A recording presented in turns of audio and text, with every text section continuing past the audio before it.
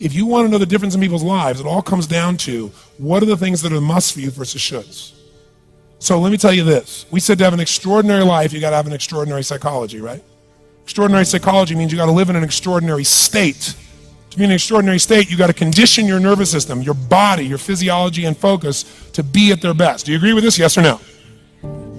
Then to do that, though, you can do that. Why doesn't everybody? Not because you can't. We all have the ability. It's because of our standards. Life will pay whatever price you ask of it. Now, if you were going to ask intelligently, there might be 5 elements of that. Number 1, you'd have to ask specifically, wouldn't you? You wouldn't ask in a general way. People do that all the time. They go, I want more money. Fine, here's $1, get out of here. Very often you're getting what you're asking for. You're just not aware of how general you're asking. Clarity is power. The more clear you are about exactly what it is you want, the more your brain knows how to get there. Your brain is a servo mechanism. It's like a bomb. Those bombs, those missiles, they have a servo mechanism. So if the target moves, it knows what the target is, it follows it. Your brain, when you condition it, knows exactly what to go for and it'll find a way to get there. Did you ever buy a certain outfit or a certain car and suddenly see that car outfit everywhere? How many of you have had that experience? Say, aye. How come that car outfit's everywhere? It always was everywhere, but now you notice it. And the reason is because there's a part of your brain called the reticular activating system, the RAS. That part of your brain determines what you notice and what you don't notice. Your brain spends most of its time trying to make sure you don't notice because you'll go crazy if you notice everything. But when you decide what's most important to you, your brain goes after it. Everyone I know who's successful builds what I call an RPM plan. An RPM is built on the metaphor that the way to get from where you are to where do you want to go to the fastest is you got to build power, like in a car, RPMs. And the R stands for they know the result they're after. They know what they want precisely. If you don't know exactly what you want or you let yourself get beyond that into something general, you're not going to achieve it. Clarity is power. You got to know the specific result you're after. What do you want? If you can't answer that question right now in your personal life, in your body, in your relationships, in your finances, in your spirituality, then you're not going to be as fulfilled as you want to be. And so what I'm saying to you is that as you begin to look out on your life, this is challenging. This is not easy acting. So what are the things that we can begin to do to harness our will? Number 1, you've got to bring it out and look at it. You've got to take the power out of it. You've got to expose it to the truth.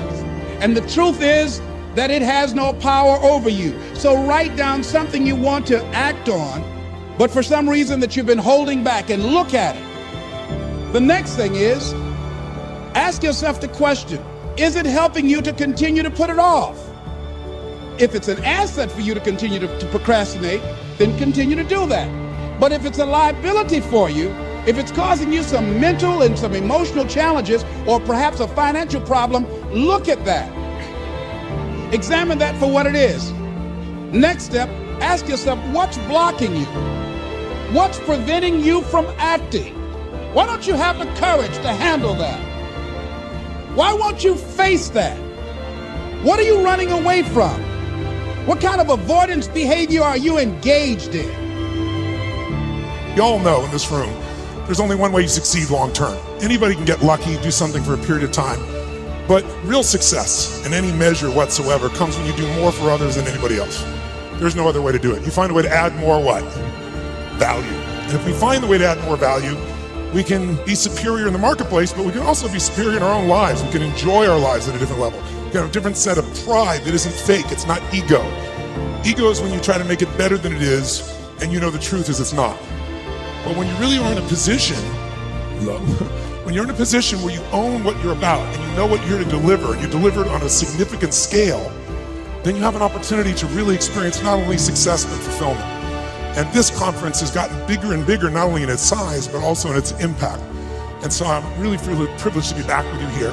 And I know you're working to raise 1 million meals. And I'm very, very into hunger, to say the least, primarily because I was so hungry at a stage of my life. Next is, what is the worst thing that can happen when you take action? So what is the worst thing that can happen? I want you to visualize that, experience that, feel the nervousness and the discomfort. And the more you run it in your mind, the less power that it will have. Next is, how will you feel after taking this action?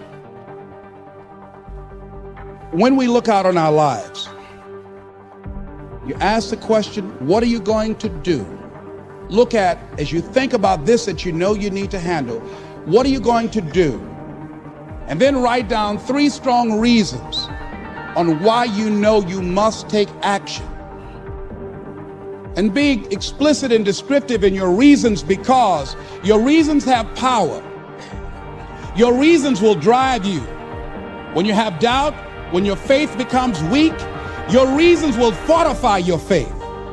When you have an inner conversation, say, no, don't do that. Your reasons will become your rod and your staff to comfort you, to take you through those challenging moments. Everything in our life is controlled by 3 decisions. And those 3 decisions I'd like you to look at today, because I really want to deliver for you. I didn't come here to do a speech. I love Mark dearly. I really want to serve you, and you all are giving the greatest gift you have, your time. You can get your money back, but you can't get your time back. And so I really want to serve you. And I think one of the most powerful things we do to serve you is have you become clear of what the controlling force is that's controlling the quality of your life. And you and I both know it's not the amount of money in your pocket. It's not who you know. It's not even what you've been through. It's really the decisions you make moment to moment about a couple of different things. And the 3 decisions I made in that moment that I'd like to pull your attention to just real quick are, in this moment you're making these 3 decisions, by the way. The first one is, what are you going to focus on? And whatever you focus on, you're going to feel. In fact, many of us in this room, who's ever focused on something, you were thinking something horrible was going to happen, you experienced the pain of that failure or that challenge in your life, and then it never ever happened. Who's had this experience? Say, And if things aren't bad in your life, you can always think of shit that hasn't even happened yet and feel bad in advance. But many people do. Because whatever you focus on, you'll feel. Write it down. Focus equals feeling, because if you start to take control of your focus, you take control of your life. But that day, he focused on the fact that clearly he had failed his family, and that was the meaning. The second decision you make is, what does it mean? As soon as you look at something, think about something, focus on it, you decide, what does this mean? Is this the beginning or the end? Is this punishment and reward? Is God trying to hurt me or trying to challenge me? Or is this nothing to do with God? I was just being a lazy bastard. Right? The meanings we give to things control our life. If you think it's the end of a relationship, are you going to behave the same way as you think it's the beginning of a relationship? In the beginning of a relationship, when you're totally in love with someone, what will you do for them? Tell me, what will you do? Oh, come on, guys. What will you do when you're totally in love? Shout out, what will you do? What? What? Make the sound of what it's like when you're totally in love out of your mind. Just go ahead and make that sound like a primal sound of what that feels like. Just go for it so we get some energy in this room. So write down your reasons. And what you will find, that when you decide to act, when you decide to take life on, and let me warn you, it can be painful, it will be uncomfortable, and that's where the growth is. When you're uncomfortable, when you're stretching out, when you're taking life by the collar, you're going to get thrown to the ground again and again and again. But when you have determination, and you know that what you're doing is right, it gives you your life, it gives a special meaning and power to you, you will have some power from on high. You will discover some things about yourself that will begin to electrify your personality. You'll begin to discover some things about you that you don't know you've got. Let's try this time. How about totally in love and passionately desiring this person? Like you can't wait to touch them, make love to them, be with them. Make the sound of what that would be like. Go ahead, nice and loud, go ahead. So when you have the meaning that this is the beginning of the relationship and this person's the most incredible thing, and you will do what for them? What will you do?